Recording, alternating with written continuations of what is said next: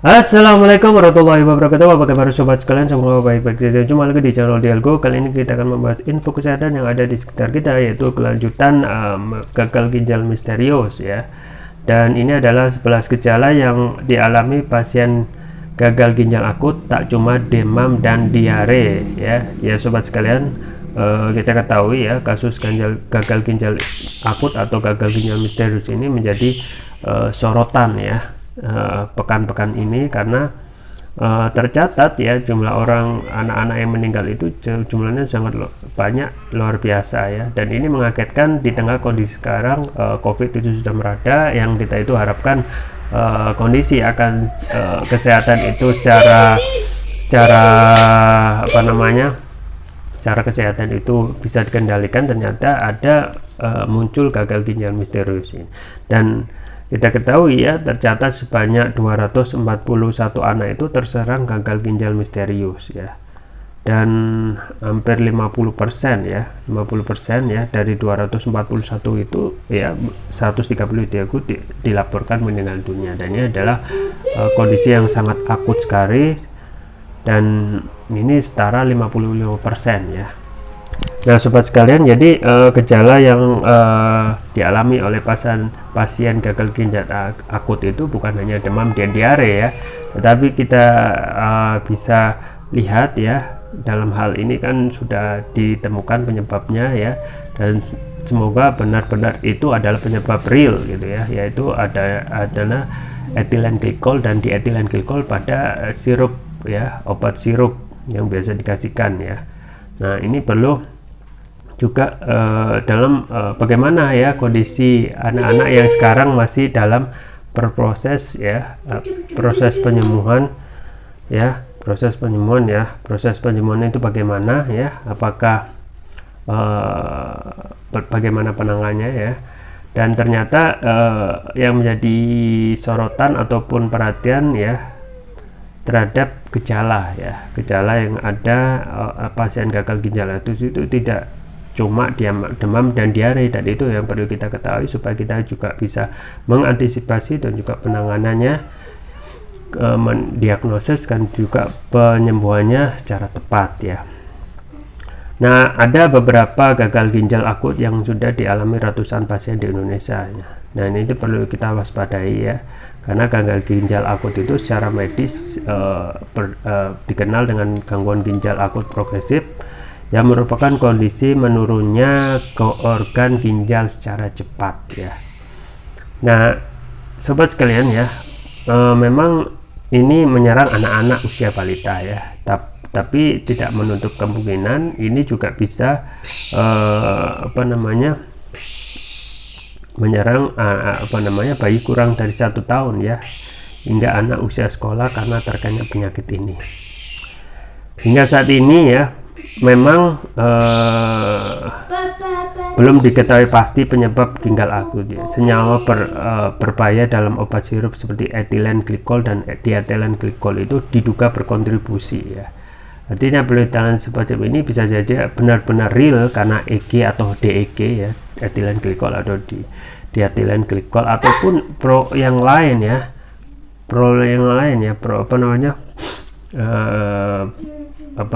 sebab yang lain ya.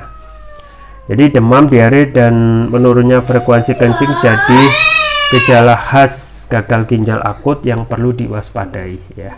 Namun pada ratusan kasus di Indonesia tidak semua pasien itu mengalami beberapa gejala di atas ya, misalnya demam dan diare ya, tetapi ada 11 gejala yang perlu kita ketahui supaya kita benar-benar bisa mendiagnosis ya di sini ya, dan di tangan di rumah, ataupun kalau sudah parah ada gejala-gejala yang spesifik, itu bisa harus dibawa ke rumah sakit terdekat ya. Nah misalnya dari penelusuran ya, ada 11 gejala yang dialami pasien di Indonesia ya. Nah misalnya demam itu memang yang paling tinggi ya. Demam itu ada 102 pasien ya yang mengejala demam, yang yang end up ya berakhir dengan didiagnosis gagal ginjal akut ya. Yang pertama itu karena demam, yang kedua itu 123 pasien itu karena kehilangan nafsu makan. Kemudian malaise atau kelelahan itu 119 pasien, mual 129 pasien, muntah 120 pasien. Kemudian ISPA ya, ISPA itu 108 pasien ya. Kemudian anuria atau ginjal tak mampu memproduksi urin 71 pasien, diare 70 pasien, sakit perut 62 pasien, dehidrasi 51 pasien, oliguria atau volume urin menurun 40 pasien. Kemudian penyakit ini memang berkembang cepat ya sobat sekalian ya. Kondisi perburukan pasien itu juga umumnya berlangsung cepat. Artinya pasien itu masuk pilar mudik ya, masuk rumah sakit, kemudian memburuk, kemudian turun drastis. Artinya memang tergantung kondisi ya, situasi kondisi tergantung pasien. Artinya kalau imunitas tubuh kuat, itu penurunan kondisi tubuh itu tidak berhitung drastis ya. Berhubung imunitas tubuh turun ya, di lain pihak juga faktor metabolisme dan juga faktor ketahanan ya, tadi imunitas itu akan memperburuk atau membuat kondisi menjadi lebih turun drastis.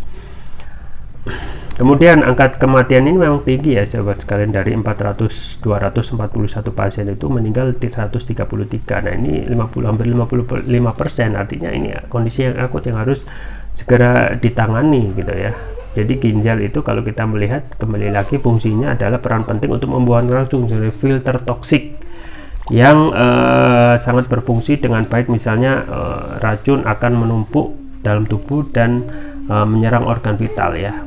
Kalau kita sudah ginjal kondisinya bagus, terutama untuk anak-anak bagus, itu segala racun itu akan keluar melalui feses dan urin ya. Nah ini memang harus dilihat, kalau urin dan fesesnya lancar dan itu memang bisa dipastikan kondisi tubuhnya baik ya.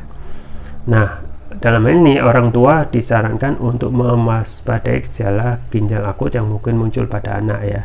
Kalau segera ya, yang tadi itu yang 11 itu ada indikasi akut ya, segera harus dibawa ke rumah sakit terdekat ya. Tapi ya sobat sekalian ya, kembali lagi saya terus menyarankan untuk juga ya, selain waspada, juga konsumsi produk kesehatan yang herbal yang alami ya, yaitu propolis ya, produk turunan lebah, yaitu selain madu lebah juga menghasilkan propolis ya. Propolis yang direkomendasikan yang merupakan produk premium yaitu Turkish Propolis Rukia ya, yang ini yang sudah memakai nanoteknologi. Apa itu nanoteknologi? Nanoteknologi adalah teknologi yang dapat mempercepat kelarutan dan penyerapan oleh tubuh ya. Artinya dapat mempercepat penyembuhan terhadap penyakit ya. Jadi manfaatnya luar biasa, diantaranya untuk mengatasi meningkatkan imunitas, stamina ya, kemudian untuk mengatasi masalah penyakit non medis ya, bukan hanya medis saja ya yang kita ketahui seperti ginjal sekarang, dan juga diabetes, kolesterol dan lain sebagainya, tapi non medis juga ya.